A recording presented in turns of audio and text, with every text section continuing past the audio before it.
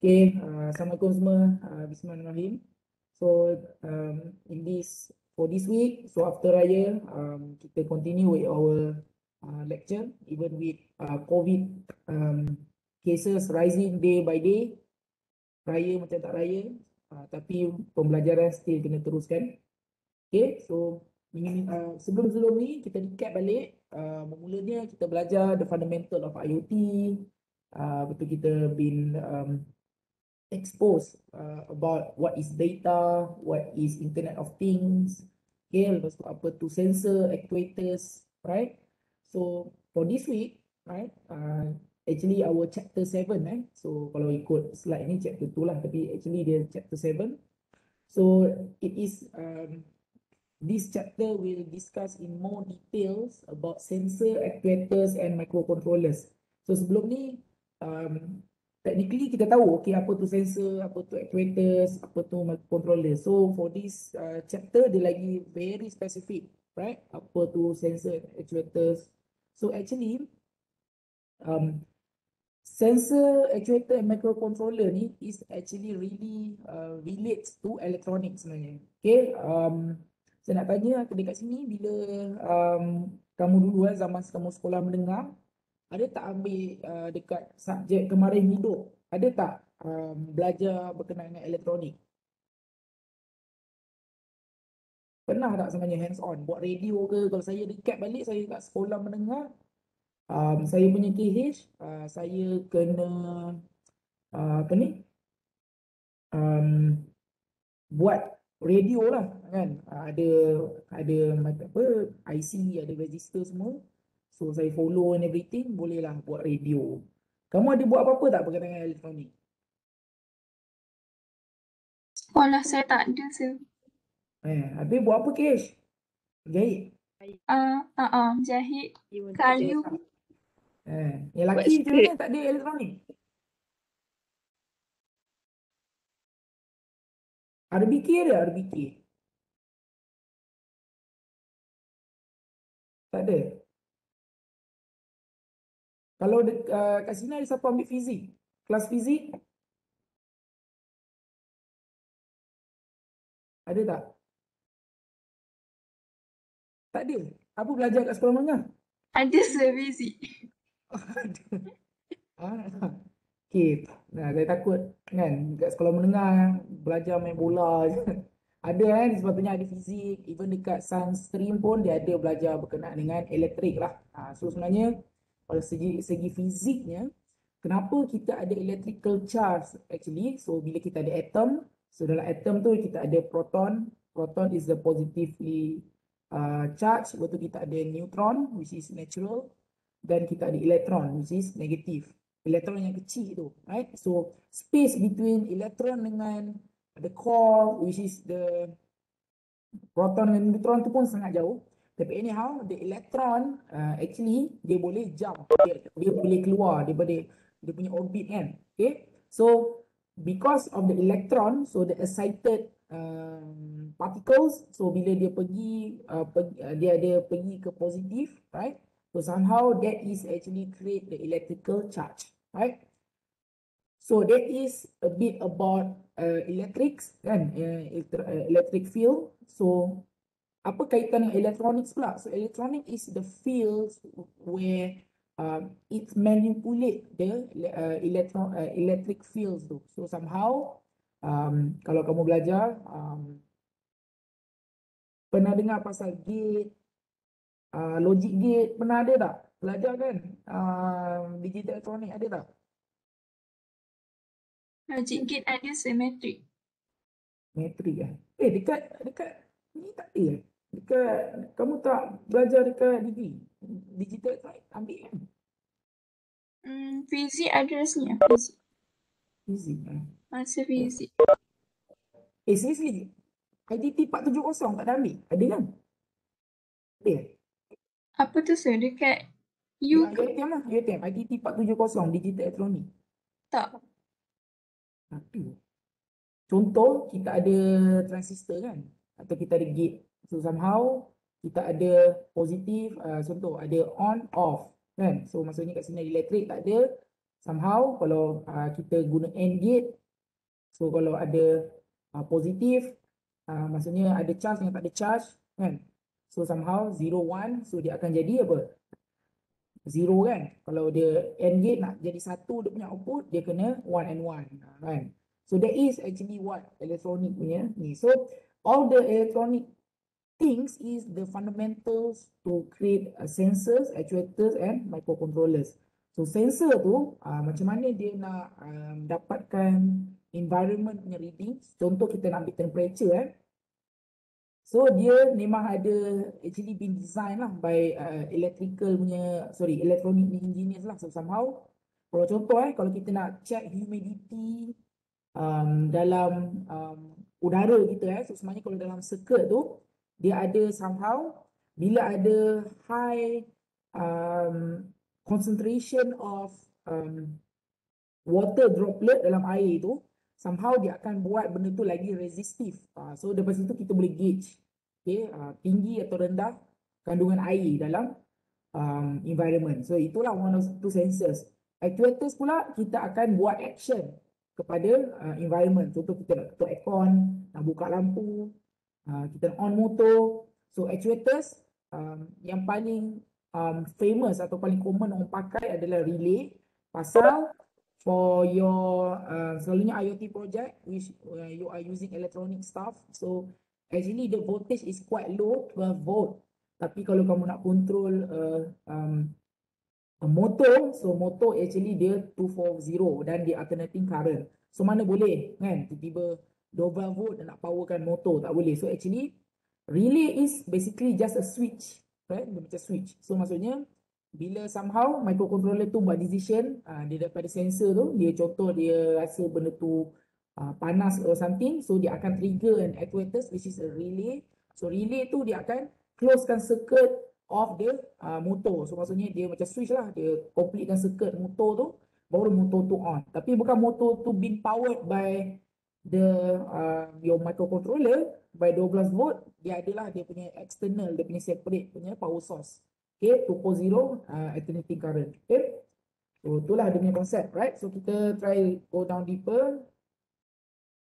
So kita akan learn a bit of electronics, just recap. Dan kita kalau dalam syllabus ni dia gunakan SparkFun punya inventor kit lah, so Arduino punya kit. Tapi untuk kamu tu yang saya recommend gunakan Pulse Service punya kit tu lah, sama je, dia ada Arduino and everything, ESP. Okay, so macam ni. Dan satu lagi macam nak guna paket tracer untuk IoT lah, tapi sebenarnya kamu dah buat dah pun lab exercise dia. Okay, right, a bit of electronics. So what is electronics? Electronics is the field of study focused on the control of electricity and physical component and circuit that help direct electrical energy. So itu dia basically a field, macam saya cakap tu, dia manipulate the electrical field. Macam cerita tadi, basically kita kan kalau kamu tengok sini dah ada proton dengan neutron. Okay, so actually proton dengan neutron tu kalau dengan atom, actually it is orang panggil proton, neutron sebenarnya tengah tu nucleus. So this proton and nucleus is made up the nucleus of the atom. Dulu mungkin ke first time kamu dengar atom, neutron, elektron ni? Benar kan? Belajar semua chemistry, fizik. Is it? Pernah, sir. Saya takut tiba-tiba lah. So betul, ni first time saya dengar pasal atom. Even Al-Quran pun, sekecil-kecil dosa kita, even sekecil zarah sekalipun. Zarah tu adalah partikel. Alright? So, anyhow, dulu kalau mungkin melalui saintis-saintis dululah, Thomas, J.J. Thomas, Niels Bohr, dia somehow dia dah identify actually satu atom tu consists of nucleus. So dalam nucleus tu ada proton, neutron dan dia ada some orbiting electron. So elektron tu bila dia pergi dia mungkin tak stable, mungkin dia punya electrical punya arrangement tu non stable, so dia ada current dia ionize, dia pergi ke another pergi ke, mungkin dia ada nak pergi, dia jump ataupun dia ada free electron, so dia ionize, so that makes electric current. Okay, so bila somehow fizik berkembang, ramai orang buat PhD, banyak orang buat kajian, so somehow more and more nuclear technology, nuclear theory has been ataupun particle theory has been refined, so somehow orang tahu, oh okay, sekarang ni actually dalam proton dan neutron tu, saya nak tanya, kok ada siapa yang memang keep in line dengan fizik. Sebenarnya proton dan neutron tu dia made up of apa? Siapa kat sini kok boleh, tak tahulah, share lah kan. Kod, siapa tahu proton dan neutron tu sebenarnya dibuat oleh apa? Ada consist of apa? Kalau dikodkan ni. Anyone know?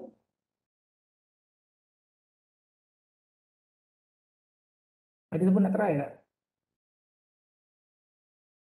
Ni mungkin tak adalah syllabus tapi saya just tak tahu lah kan. Kalau kamu nak tahu, sebenarnya dia ada satu teori nama dia standard model. Okay, ini bukan your traditional physics ni lah, standard model kan. Okay, kalau kamu tengok standard models, so dia ada elementary particles. So proton, neutron tu actually dalam dia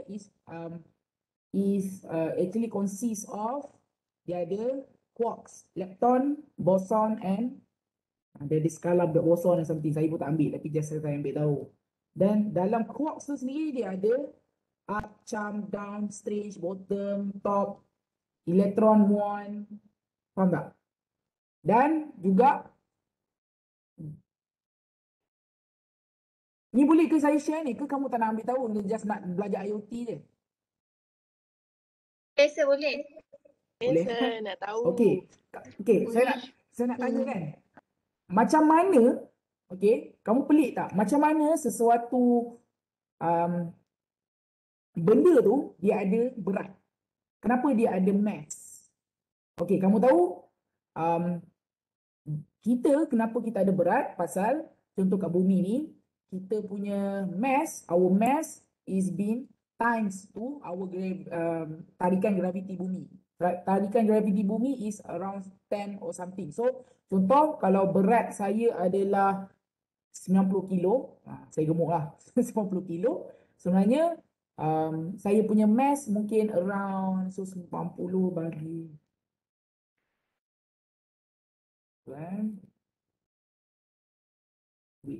wait formula. Okay, mass 9.8 something, right? So contoh kalau saya punya objek, so kalau saya nak tahu saya punya mass, bagi je lah kan. So contoh saya 90 kilo, so 90 bagi dengan 9.8, around sinilah. Okay, so kalau dekat bulan pun, contoh kalau kita pergi ke bulan, tarikan graviti dia mungkin kurang, tapi mass tu sama, walaupun kita pergi ke bulan ke mana ke benda, walaupun ada different gravitational punya pull. Sini lah, so ni formula dia, mass dengan this is gravitational pull, so this is a constant. So kalau kat bumi 9.8 lah, ni adalah tarikan graviti kita.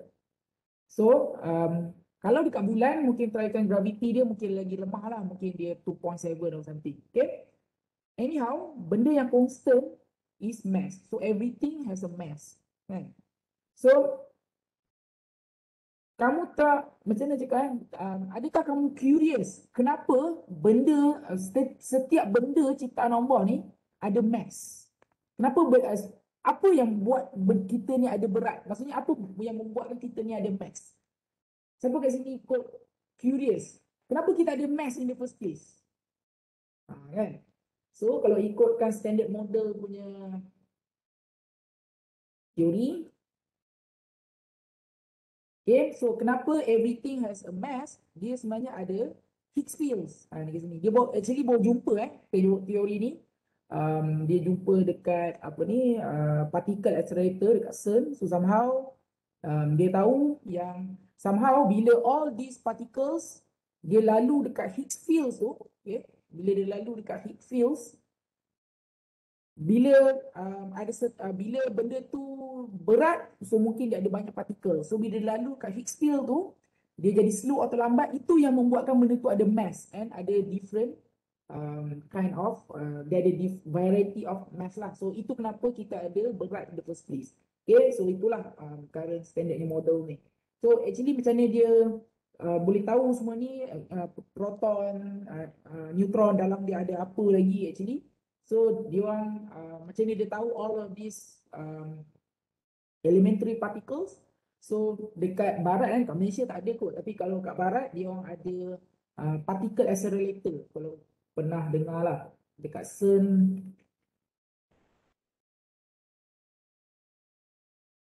This one, so agak besar so tak tahu apa nampak Large Hadron Collider ni. So apa dia buat?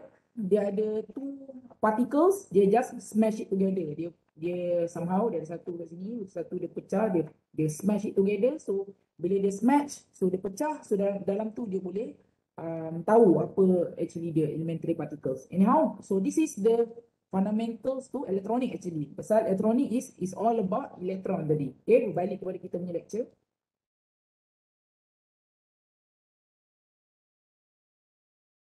Okay, so the term commonly used in electronics includes electrons, atom, right, chemical elements, electric current, okay, electric conductors, insulators, circuits, voltage, amperes, and power.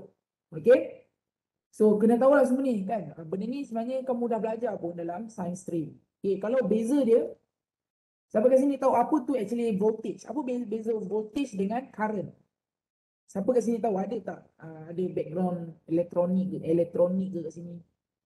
Kan macam kamu cucuk charger telefon kamu tu kan, dia cakap charger tu adalah 12 volt. Apa maksudnya dia 12 volt? Anyone? So kalau 12 volt maksudnya dia punya potential, maksudnya elektron tu dia nak pergi from one place to another, berapa laju, maksudnya elektron tu nak lalu 12 volt. Okay, so lagi tinggi voltage tu, contoh macam 240 kan, macam dekat plug dekat rumah kamu tu 240, so agak tinggi voltage dia. So maksudnya kalau kamu kena boleh matilah somehow pasal voltage dia tinggi. Alright, so that is a bit of basic of terminology. Dan dalam elektronik, the most commonly used is the Ohm law. So Ohm law states that within a circuit, voltage is directly proportional to the strength of the current multiplied by the resistor. So contoh, kita nak tahu satu circuit tu berapa jumlah voltage dia, so kita kena tahu the number of current and dia punya resistance, dan kita tahu dia punya voltage. Ataupun contoh macam kamu nak tahu number of current, kamu nak tahu current of your macam cakap of your charger tu contoh. So kamu ada voltage dia 12 volt dan resistor mungkin kat situ dia cakap something, so kamu boleh derive dia punya current. So macam itulah, so Ohm law, right? Ohm law ni actually very commonly used konsep atau teori dalam elektronik atau circuit. So the basic circuit is an electric circuit is a closed conductive path that allow electron to flow and create electric current. So macam saya cakap tadi, macam nak completekan circuit tu pasal dia punya basic teori dia.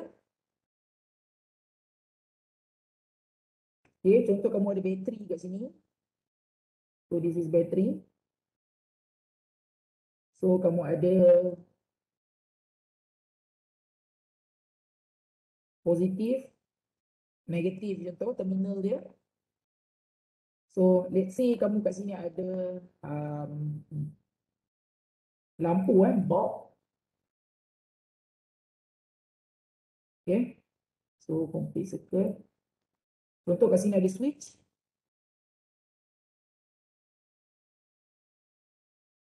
Right?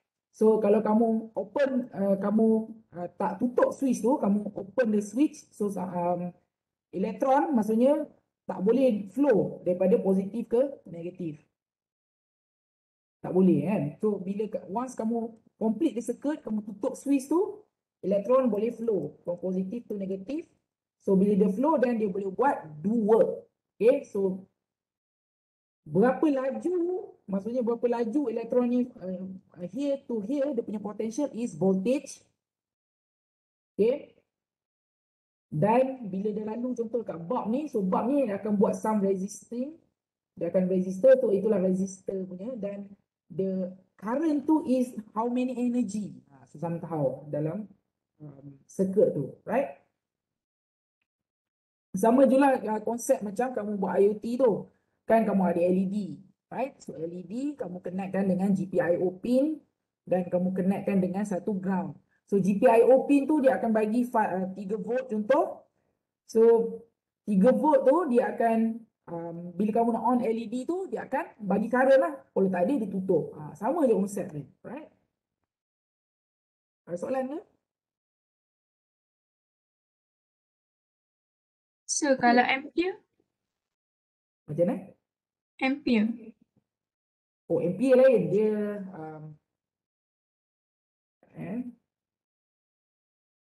M ni dia ada formula lain. So tu tadi Ohm law kan. So dia ada ampere law. Sekejap kan.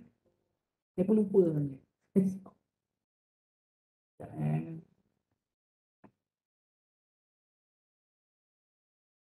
Okay. Dia ada formula nak kira ampere. Dia ampere law. Tadi Ohm law kan. So this is ampere law.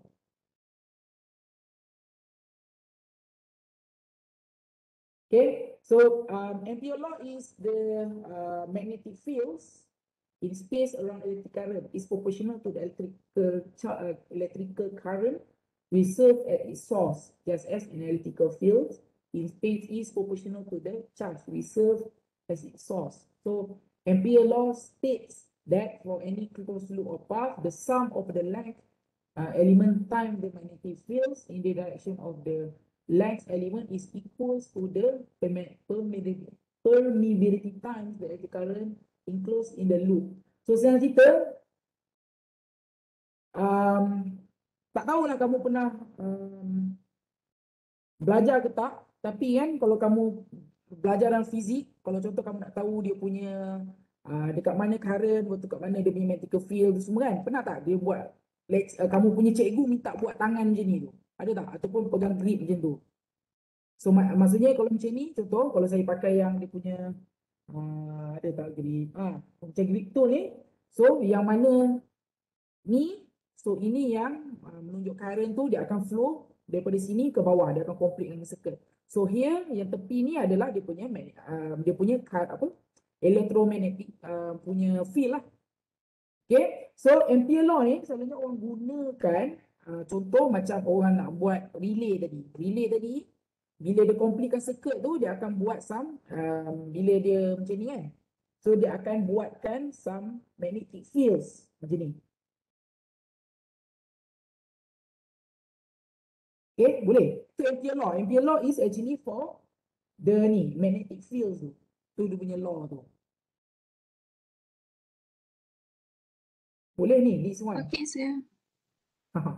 So kena recap balik apa, ajar balik fundamental pun saya pun not really expert lah dalam ni, tapi yang boleh saya recap balik apa benda yang saya belajar dulu dekat fizik, alright? And now itulah Ampere's law. Okay?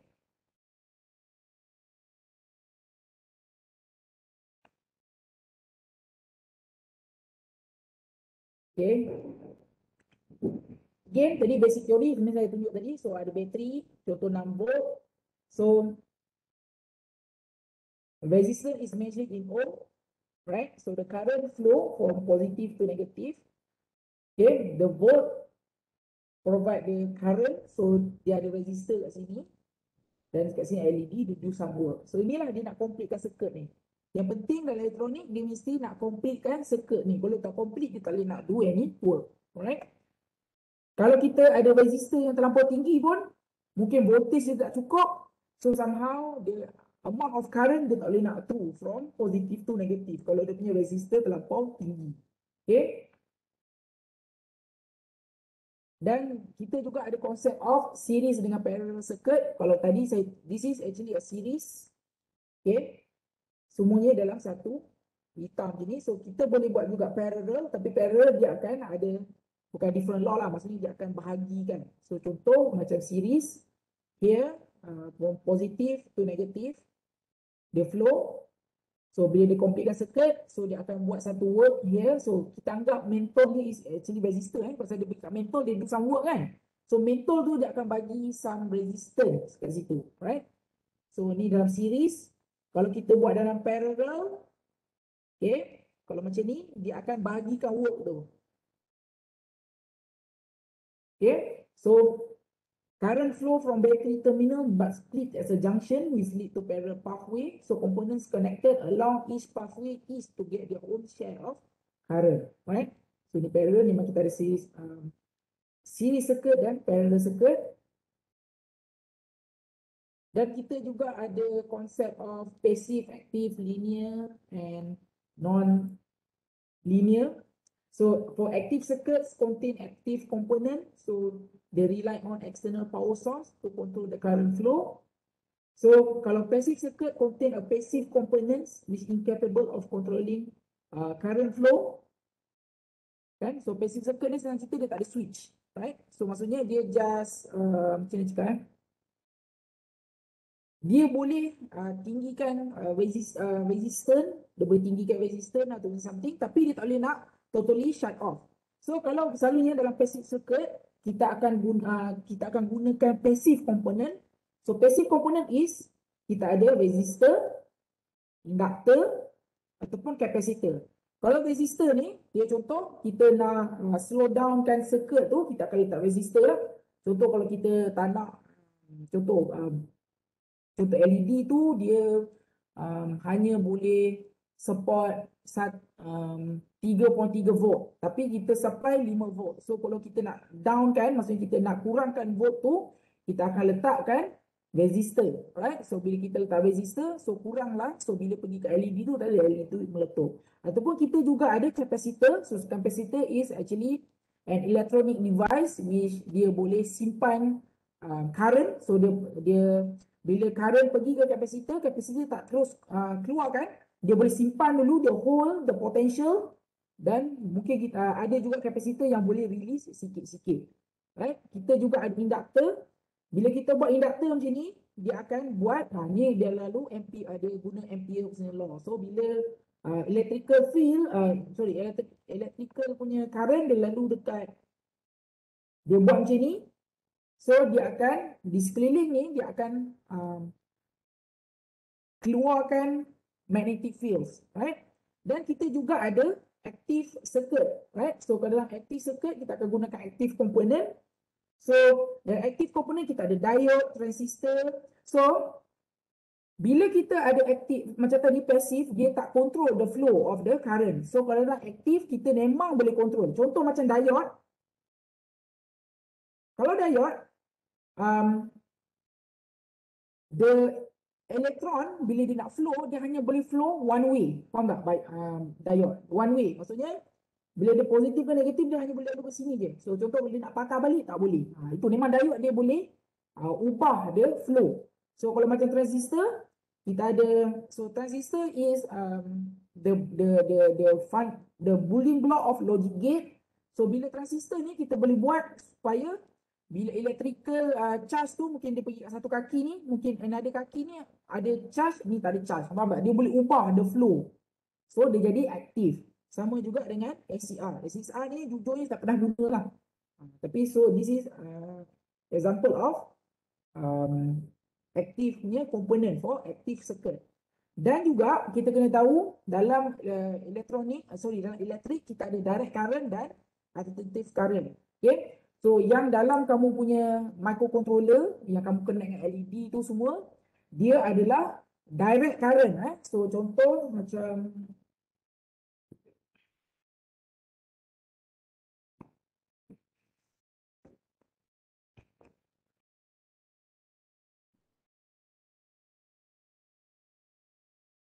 Okay, so all this one, so this is kamu cucuk kat microcontroller kan. So dalam ni power dia ni dia pakai USB. So dia powered by 5 volt punya ni. So this is direct current.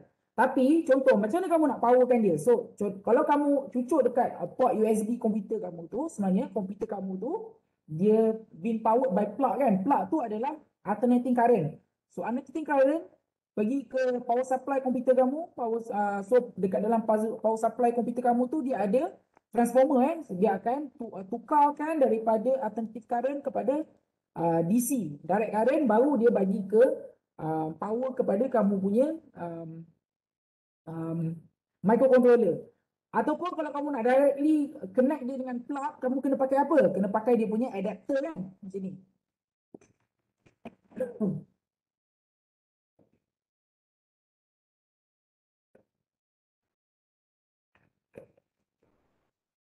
Nah, gini kan adapter.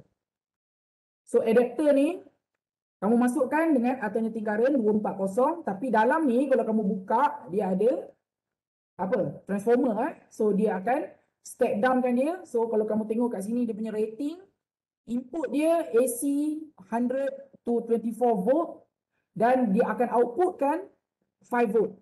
Tak adalah kamu punya microcontroller tu terbakar. So kamu kena tahu memang beza direct current. Kalau kamu tengok circuit tadi, dia akan flow one way sahaja. So maksudnya daripada positif ke negatif, itu sahaja.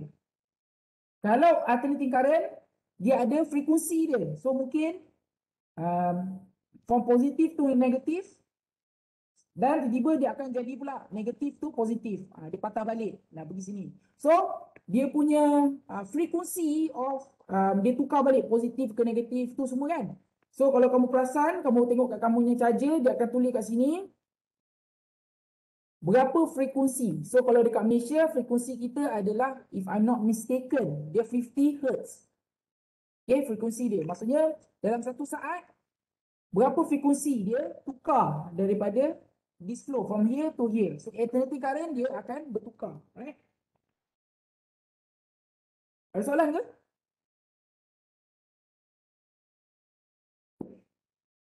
Hello?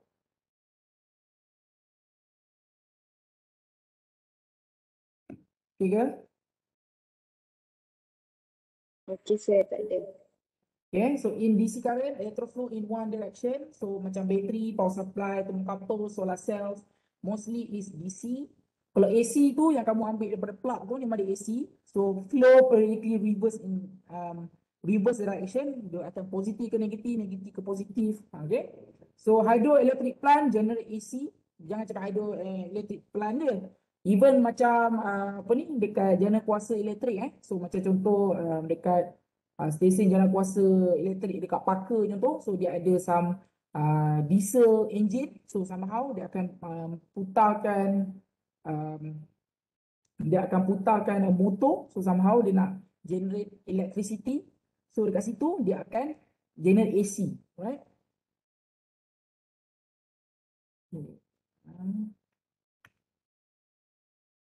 Dan kita ada tadi analog circuit and digital circuit. So analog circuit in which signals vary continuously with time. Dan kita juga ada digital circuit. So kalau analog, dia adalah continuous macam ni. Okay, dia infinitely variable. Dan kita ada digital which is 10, 10, 10. So that's why, recap balik saya ajar kan. So untuk input, kita ada GPIO, dia boleh buat digital dan kita juga ada ADC kan. Dia boleh ADC, dia boleh terima analog punya input. Totally different. Totally different. So kalau macam analog, dia akan continuous dan digital dia akan 10, 10 and 10. So kalau kita, that's why kita kena cucuk dengan ADC punya pin supaya ADC punya pin tu dia akan convert kepada digital. Right? So the components, so electric components are specialized device used in a circuit to control current, and component have two or more electrical terminals that enable them to connect to an electronic circuit. So point dia, contoh macam kamu ambil LED. So LED dia ada berapa kaki? Siapa tahu? Ada dua Dia ada positif, negatif. Kalau RGB, 3. Ada 4 di sini. Betul lah tu. Maksudnya 3 maksudnya dia untuk satu kaki untuk red, green, blue, satu lagi tu untuk dia punya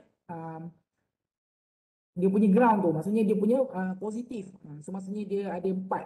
Dia nak completekan circuit dia. Dia mesti ada completekan circuit tu. Okay. So we have also larger electronic building block. So solenoid ni yang saya cakap magnet dalam relay tu, right? The name of the how we control the relay, macam mana daripada 12 volt boleh control 240 punya circuit. So dia ada solenoid macam magnet. So dia indirectly. So maksudnya daripada 12 volt tu dia tak akan directly connect dengan AC punya, right? 240 tu.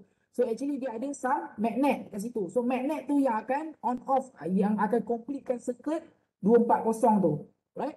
So the magnet name is solenoid. So solenoid can be used electrically to open the door latch, open or shut valve, move robotics limb, okay, nak buka electric motor and everything, right? So relays allows for controlling a large amount of current with a small electrical signals. Okay, dia memang ada that magnetic punya mechanism. Kalau 12 volt dia connect, dia completekan circuit dengan 240, memang short, memang terbakar punya. That's why dia ada magnet solenoid tu yang dia akan indirectly kamu boleh buka dan tutup circuit tu indirectly, right? So itulah konsep relay. Okay, so kalau contoh somehow yang kamu buat ni adalah dalam design dengan prototype je lah. Even kalau kamu buat project tu kamu design, so macam design tu kamu buat flowchart dulu. Okay, apa yang kamu nak on, apa yang kamu nak tutup, so macam mana nak completekan circuit, okay, dia ke pin mana, so kamu design dulu apa yang kamu nak buat. Dan dalam prototype itu yang kamu ada breadboard tu, ada breadboard, ada microcontroller, so kamu test lah. Selalunya kita akan gunakan solderless breadboard. So maksudnya solderless breadboard tu yang selalu saya tunjuk lah, yang warna putih tu. So tak payah kamu nak solder pasal kamu nak prototype. Pasal bila prototype ni kadang kita rasa oh tak boleh, so kena nak ubah balik. So kalau kamu solder benda tu jadi permanent kan. Right? So contoh macam ni kan. So this is solderless lah. So bila kamu cucuk je komponen tu, dia boleh connectkan dengan semua satu line ni kan. Tak perlu kamu nak solder. Pasal it is only for prototyping. So mungkin kamu tak permanent pun. Tapi anyhow, bila kamu dah buat, kamu mungkin nak jual kamu punya produk tu nak jadikan dia commercial, so kamu kena pergi some production phase. Memang kalau dalam elektronik punya engineering memang ada satu specific niche field di mana dia akan convertkan from prototype to the production phase. So dekat production phase ni dia memang ada either dia solder ataupun dia akan gunakan sekarang ni orang dah pakai macam VLSM dah. So sama kalau macam kamu tengok sekejap saya share YouTube.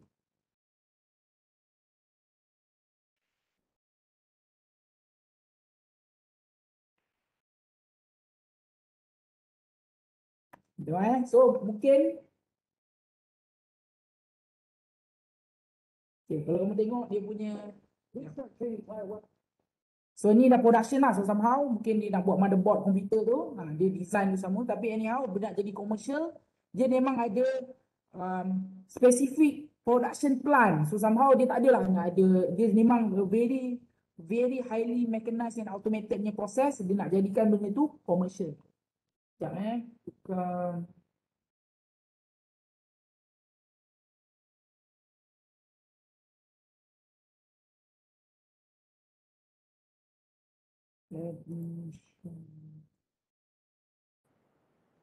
Makes 400,000 computer motherboards. Boleh dengar? Boleh. Right. So anyhow, benda ni kamu tak buat lah, tak adalah tiba kamu buat projek sampai ke kamu production. Tapi bila buatkan production, dia dah lain lah. Dia ada VLSM, dia macam-macam term kan.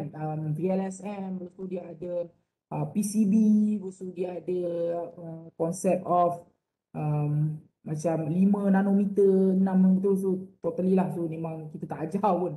Right, so this is really for electronic engineering. A month, and amazingly, a lot of the work is still done by hand.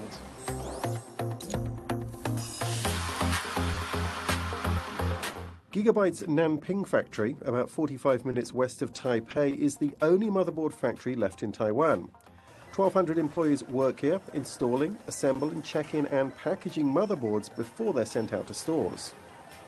And it all begins here on the 7th floor with these machines that print solder paste onto the base circuit board. The board then passes through this series of robots that put components in place. Tiny resistors and capacitors, each about the size of a grain of rice, are fed from these reels, and factory workers need to keep a constant eye to ensure they don't run out. If that happens, the production line would stop. Next is a run through an oven that melts the solder so the components become attached to the board. This machine behind me is doing optical checking of the boards. It takes photographs and compares those against a database to make sure that every component is where it should be. Gigabyte has 10 of these production lines, and they all end up with a final check by eye before the board is off to the 5th floor. And on the 5th floor, boards begin with another robot, but robots can only do so much. This is where a lot of the manual work begins. On this line behind me, circuit boards are continuously moving along, and these people are checking the boards and attaching individual components. While tiny components can be automatically placed, larger components like some capacitors, memory sockets and audio connectors are done by hand. Each operator at each workstation is responsible for a number of components, and they need to work fast to keep the line going. All the while, a robot scoots around the floor behind them, delivering components so they don't run out. And at the end of the line, there's another soldering process and series of checks before the board goes down again, this time to the 2nd floor. And it's here where the packaging process begins. Machines punch out boxes and operators add accessories like cables and put the boards in bags to prevent damage. The driver disc and manual are added, and then the boards are put into their boxes. Throughout the process, everything is scanned to ensure that the correct components are going with the correct motherboards. And at the end of this line, as all of the components are put into boxes, this is what we end up with. Piles of motherboards ready to ship out. The Nanping factory accounts for about 1/4 of Gigabyte's motherboard production. And on this line and others in this factory and elsewhere, boxes of motherboards are continually produced, eventually ending up in PCs around the world. And that's how a motherboard is made. Okay, so itu for motherboard lah. This is not even talking about CPU Kalau kita buat CPU ke GPU is really totally a different world actually. So kalau sebenarnya dekat dunia ni kilang dia panggil foundry lah yang actually boleh buat modern punya CPU macam kita Intel, AMD tu, dia punya circuit tu terlampau kecil, right? So sampai 5 nanometer something. Ada 3 je kilang sebenarnya dekat dunia ni yang have that capability. So satu kilang dekat Samsung dekat Taiwan, Samsung dekat Korea Selatan, dan kita ada TSMC dekat Taiwan, dan kita juga ada Intel, right? Intel ada certain kilang tu, Intel ni kilang dekat Penang, dekat Pulau Pinang, right? So tu totally different lah, right? So this is if let's say you want to make it production.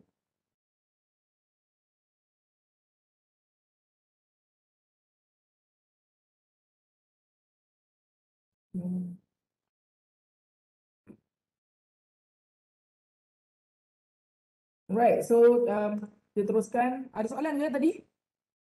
So sebenarnya di brief je about elektronik tu semua. Dia just go through. So kamu tak perlu nak tahu in very details pasal we are the computer scientist. So actually kita adalah the one that do the algorithm and programming. But we need to know complete circuit, DC and everything.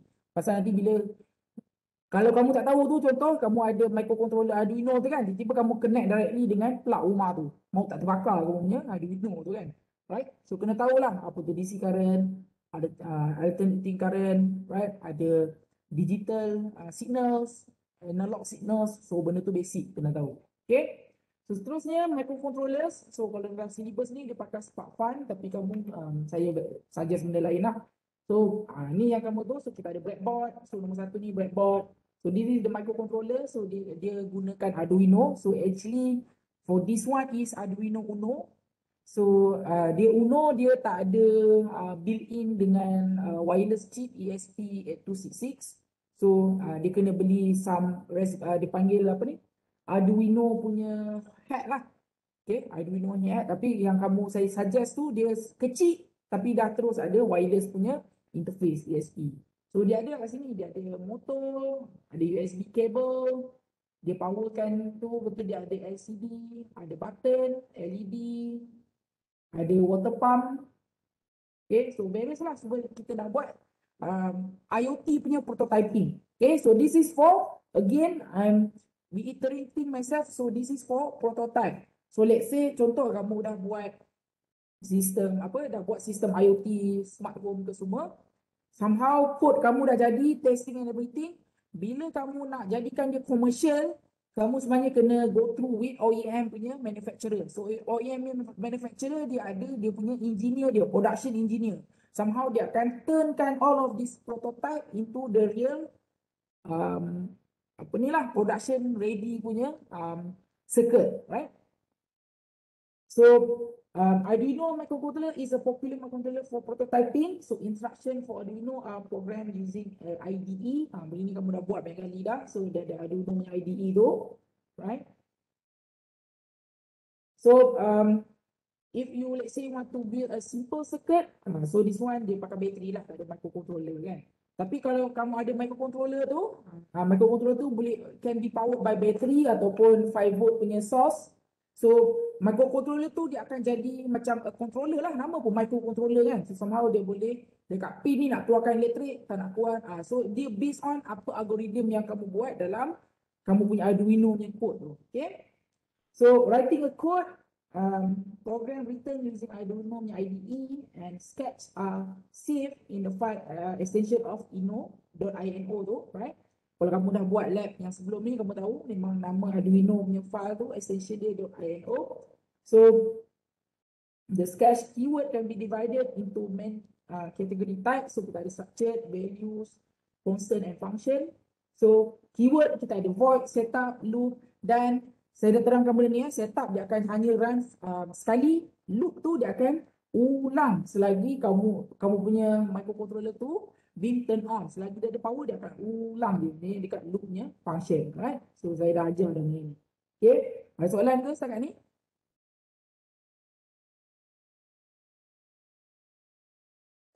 Okay, sir. Okay, kalau kita nak testing, again, benda ni saya ulang balik. So, kita boleh compile. Kalau klik ni, kita compile dulu. Kita tak upload code kepada board. So, if kita compile okay, tak ada syntax error, kita nak test sama ada benda tu jalan ke tak, kita boleh klik this one, dia akan uploadkan dekat kamu punya board tu. Provided that you have installed the driver to your computer, dan komputer kamu pun recognize kamu ni microcontroller, dan kamu dah pilih port yang betul. Okay. So sensor dia ada various sensor lah. Dia ada nak check lampu, sensor nak check temperature kan. Right? So kalau contoh sensor nak check jarak, contoh distance, ada tak? Ada tak sensor nak check distance? So contoh macam kamu bawa kereta Myvi ke apa kan. So perasan tak kalau kamu undur kereta kan? So dia ada ti bila dekat dia punya ti kan. Mesti ada distance sensor tu kan. So how it work? Kamu rasa macam mana dia works? Siapa tahu? Okay, dia ada different approach Yang paling common orang pakai laser lah. So bila laser tu, actually dia ada some infrared, dia not even laser lah, dia macam infrared. So bila dia punya jarak tu jauh so infrared punya reflectivity tu tak tinggi. So bila benda tu makin dekat dia punya reflectivity tu makin rendah. So dia akan ubah dia current. So daripada situ kita boleh tahu distance of the car and the wall contoh, right? So macam-macam lah, kita ada temperature sensor, photoresistor punya sensor, you name it, right? Dan kita juga ada actuators. Again, kita ulang balik, actuators dia akan do action to the environment daripada kita sensor tu input, okay, dalam closed loop punya sistem. So kita contoh detect temperature tinggi ataupun kereta tu dah dekat dengan dinding. So if let's say we want to do some action, corrective action, contoh kita nak on motor pump ke, kita nak on aircon and everything, kita akan gunakan relay. Okay, is electronic control mechanical switch ataupun kita akan gunakan motor lah, kita on motor ke and everything. Okay, so itulah actuators. Okay, so dalam packet tracer dia support untuk IoT device. Benda ni kamu dah buat dalam lab 1 punya exercise pun, right? Kita boleh gunalah, dia ada konsep MCU tu, dia boleh simulate. Tapi this is all for simulation. For your project, tak naklah simulate pasal nanti FYP kamu kena buat betul-betul kan. So packet tracer ni kita just nak faham konsep saja. Okay. So as a summary, so electronic is an important part of IoT. Pasal IoT is an electronic. Tetapi dulu elektronik dia tak smart. Okay? Dia tak smart pasal kita tak ada konsep microcontroller tu. So dulu kalau kita ni sebagai komputer programmer ataupun komputer engineer, kita mostly kita buat program dalam komputer, dalam and everything. So when electronic mix with microcontroller, dia ada smart tu, so elektronik dah jadi programmable. Okay? Ada Arduino, ada Raspberry Pi. So sekarang ni mudah untuk kita sebagai computer engineer, computer scientist untuk use the electronic to program so that we can do some physical stuff. So maksudnya kita punya komputer punya program tu kita boleh buka lampu, kita boleh ambil sensor, temperature, nampak tak? Dia jadi physical. Memang mudah. So itulah.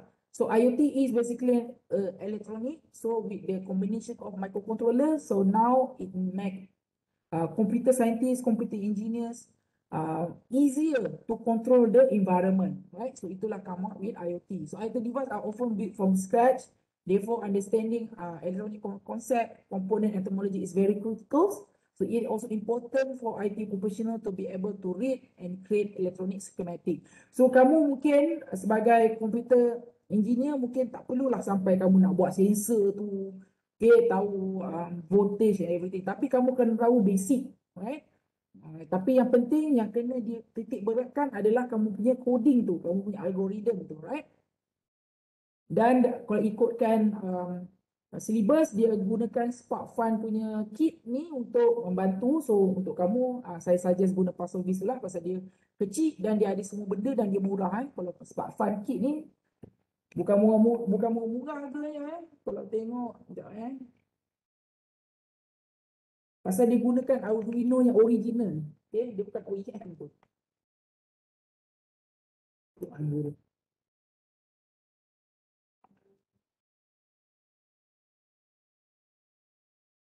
Much 9 USB tu.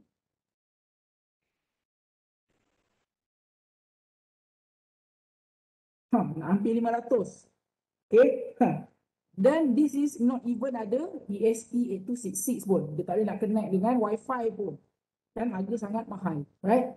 So pasal dia gunakan original punya Arduino lah. Okay. Kena tahu juga Arduino ni dia ada OEM dengan original. Yang kamu guna tu, Puzzleviz tu adalah OEM. Right? So I think that's all. Ada soalan ke? Anything? Okay. So I think kalau tak ada, kita tamatkan kita punya lecture here. So kita habiskan dengan Farah dan Sultan. Ya, tadi ya. Saya nak tanya kan